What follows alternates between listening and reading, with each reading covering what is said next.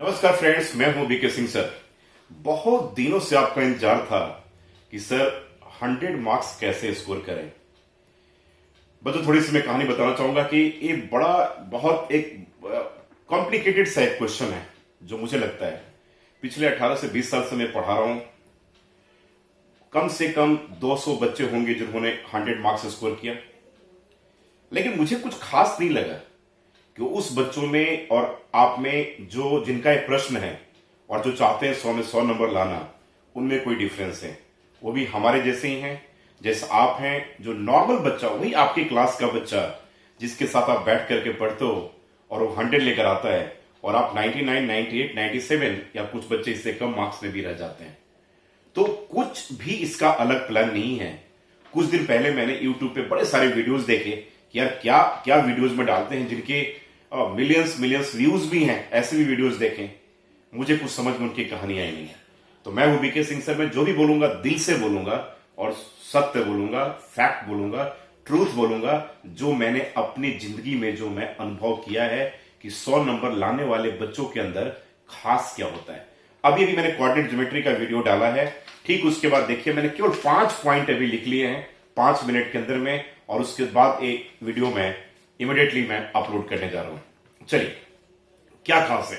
शिव खेरा ने बहुत अच्छा कहा था कि winners don't do different things, they do the things differently. जीतने वाले कोई अलग काम नहीं करते, वो हर काम अलग तरीके से करते हैं। पहला चीज तो याद रखना कि जीतने वाला आप ही के बीच का तो है, लेकिन वो काम कुछ अलग तरीके से करता है और अलग तरीके से काम करता है और फिर वो रेस को जीत जाता है और 100 नंबर स्कोर कर लाता है। तो डिफरेंस क्या है? कुछ भी डिफरेंस नहीं है। बस मैं केवल 5 मंत्र बताऊंगा, 5 ऐसा मंत्र दूंगा जिस मंत्र को अगर आप फॉलो करो तो मुझे पूरा विश्वास है कि 100 नंबर ला करके लाया जा सकते हैं। सेकेंड पार्ट आप याद रखना बच्चों, dreams are not those you get while sleeping, dreams are those that don't let you sleep. सो करके सपने नहीं देखे जाते हैं, सपने वो होते हैं जो आपको सोने नहीं दें। तो आने वाला 25 दिन सोना नहीं है यार, खूब मेहनत करना है, खूब हार्डवर्क करना है। देखिएगा आप 100 नंबर लाने में आप सक्सेसफुल होंगे।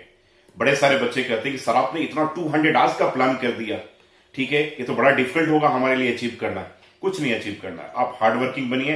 हार्ड वर्क का इस दुनिया में कोई भी सब्सटीट्यूट नहीं है, कोई भी सब्सटीट्यूट नहीं है। ये मेरा देखा हुआ एग्जाम्पल है और मैंने हजारों बच्चों के साथ एग्जाम्पल देखा हुआ। चलिए, मंत्र नंबर फर्स्ट क्या है? अच्छे किताब का कलेक्शन बच्चों। लेकिन क्या अब किताब का कलेक्शन करेंगे? बिल्कुल नहीं।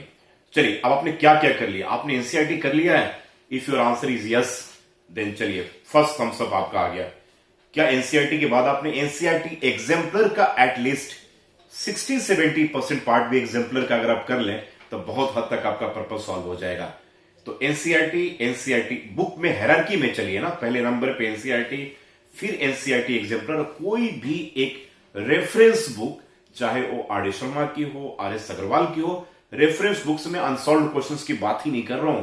केवल अगर आप सॉल्व एग्जाम्पल भी कर लें तो बहुत सफिशियंट है। तो लेकिन अब आपको स्टार्ट नहीं करना है, अगर आपने कर लिया है तब की बात मैं कर रहा हूं। तो एनसीईआरटी एग्जाम्पलर, कोई भी एक रेफरेंस बुक, और उसके बाद मॉक टेस्ट पेपर्स और सैंपल पेपर। ये 4 बुक की कड़ी में हम 4 बुक के ऊपर चलेंगे। टेक्स्ट बुक में 2 की बात करेंगे, एनसीईआरटी और एनसीईआरटी एग्जाम्पलर की बात करेंगे। रेफरेंस बुक में कोई भी एक रेफरेंस बुक जो अच्छा किताब हो, जिस किताब के अंदर अच्छा किताब क्या, जिस किताब के अंदर में सारे क्वेश्चंस के कलेक्शन एक ही जगह आपको मिल जाए और वो भी सॉल्व फॉर्मेट में मिले। तो एक तो रेफरेंस बुक हो गया, और उसके बाद लास्ट में मॉडल टेस्ट पेपर्स की बात है, जो सैंपल पेपर्स है, रिहर्सल पेपर है, जो मैं आपको फ्री ऑफ कॉस्ट प्रोवाइड करवाऊंगा। उसके बाहर आपको सैंपल पेपर्स की कोई भी बुक लेने की आपको जरूरत नहीं पड़ेगी।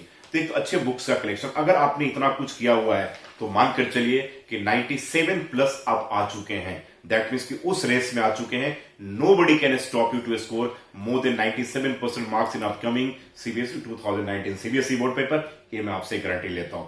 97, 100 क्यों नहीं बोला मैंने?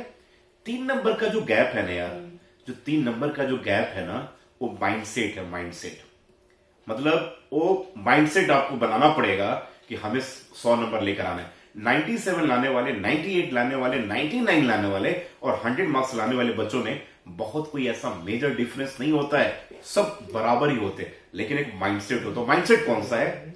डर हटा दो यार, डर हटा दो। डर नहीं, हमें डर नहीं चाहिए। डर अगर है तो कभी भी आप 100 नंबर नहीं लेकर आओगे।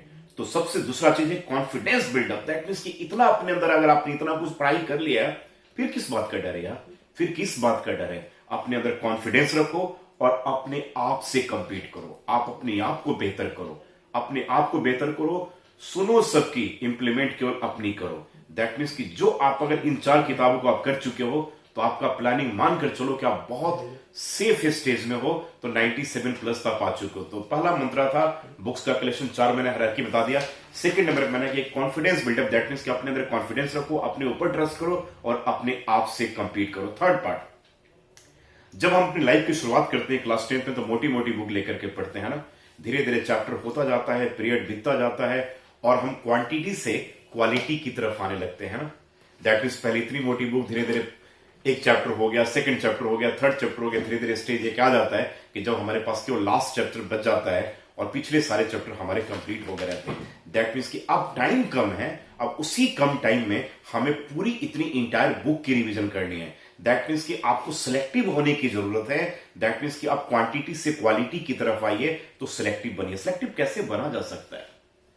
तो पूरी बुक्स की अगर हम बात करें तो 70 to 80% क्वेश्चन आपको अब अच्छे तरीके से आता होगा। तो कहां पे मैटर फंस गया? 30% में। उन 30% के ऊपर क्वालिटी आप वर्क कीजिए। क्वालिटी वर्क बहुत जरूरी है, बहुत जरूरी है, बहुत जरूरी है।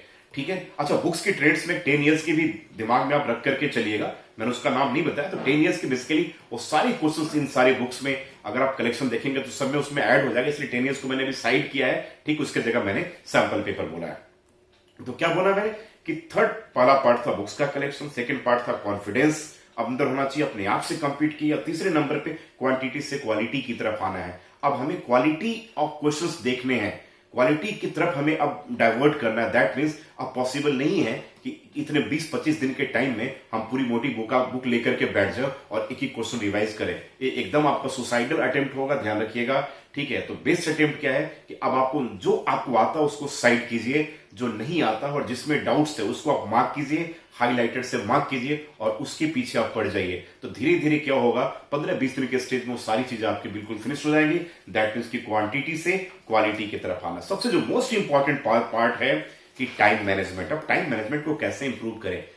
बार बार क्वेश्चन पूछते हो सर 3 घंटे का पेपर मैथ्स का छूट जाता है, 10 नंबर का छूट गया, लेंदी पेपर आया था। ये सारे एक्सक्यूजेज हैं यार। कोई पेपर लेंदी नहीं होता।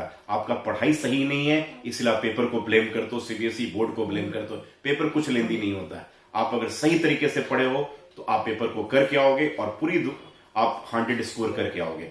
दूसरे को मत देखो ना, अपने आप को देखो। 100 आप अपने आप को देखो। ये नहीं दिखना है कि वो नहीं लाया तो मैं नहीं लाया। अरे आपको अगर लाना है, आपने अगर ठान लिया तो 100 नंबर आपका बिल्कुल आएगा। Nobody can stop you. That means की टाइम मैनेजमेंट को कैसे इंप्रूव करें इसके ऊपर मैं वीडियो बना करके दूंगा। तो मैथ्स का पेपर में 30 क्वेश्चंस आते हैं। मैं गारंटी ले रहा हूं कि आपका आधे घंटे का टाइम बचा दूंगा अगर आप मुझे फॉलो करेंगे और मेरे अकॉर्डिंगली अगर आप चलेंगे। तो इसके ऊपर मैं वीडियो बहुत जल्दी बना करके आपको भेजने वाला हूं। तो टाइम मैनेजमेंट आपका सही है। दैट मीन्स कि पेपर में 3 घंटे के पेपर में अगर आप आधे घंटे टाइम अपना सेव कर लेते हैं क्वेश्चंस को रिवाइज करने के लिए, क्वेश्चंस को गो थ्रू करने के लिए, 2 बार 3 बार अगर आप गो थ्रू करते हैं ना, तो जो भी छोटी मोटी जो गलतियां 1-2 नंबर का मिस्टेक है आप उसको भी रेक्टिफाई कर पाएंगे। और जो 97 जो आप मार्क्स पर लेकर आ रहे थे, 2-3 नंबर, वही तो गेम है। माइंडसेट की बात है यार, माइंडसेट की बात है, ध्यान रखो। तो माइंडसेट अगर आपका साउंड होगा तो 100 मार्क्स लाने से कोई भी आपको नहीं रोक सकता। तो टाइम मैनेजमेंट बहुत एक इंपॉर्टेंट पार्ट है। सेकंड लास्ट पार्ट, 5वां पार्ट जो है कूल डाउन। कि पेपर के समय आपको कभी भी एक्स्ट्रा प्रेशर नहीं लेना है यार। वो दिन बनाओ ना कि जिस दिन आपका 7 तारीख को मैथ्स का पेपर है और 6 तारीख को रात में मूवी देखने जाओ, 3 to 6 मूवी देख कर आओ, घर पे खूब आराम से टीवी देखो और मॉर्निंग में जाओ और मैथ्स का पेपर देकर आओ और 100 मार्क्स स्कोर करो। तो एग्जाम के ड्यूरेशन में जो आप मेंटल बर्डन, मेंटल प्रेशर ले लेते हो ना, वो कहीं ना कहीं आपके मार्क्स को क्या करता है, रिड्यूस करता है, इनहेंस करने के बजाय। तो पेपर के ड्यूरेशन में बहुत कूल डाउन रहना आपको। अगर आपने तैयारी इस पैटर्न पे करा हुआ जो मैंने आपको बताया तो कहीं भी डरने की बात नहीं है। एक भी क्वेश्चन इससे बाहर का नहीं होगा।